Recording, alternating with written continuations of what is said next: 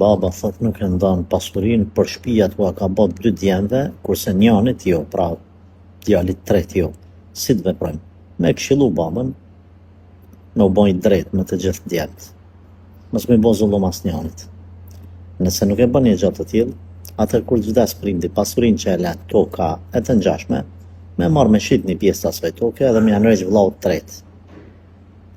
Nëse nuk kanë mundësi kështu, atëherë këta 2 vllazën, të cilët i kanë shtëpiat e ky s'ka shtëpi, le t'japin nga një pjesë caktuar të pareve, domethënë që edhe ai mu bë si, me thonë si baras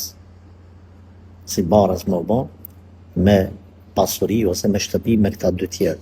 Normal unë nuk i di detajet pse baba nuk e ka bë këtij djalit tret, po gjithsesi edhe nëse ka bën ky djali tret në gabim me diçka i PD me ju hakmarr, themi nuk është e lejuar në trashëgimi, të gjithë kanë hise të drejtë, domethënë jo me e da njanin veç, edhe mos me i dhana apo me i bën pa drejtësi. Kjo nuk lejohet.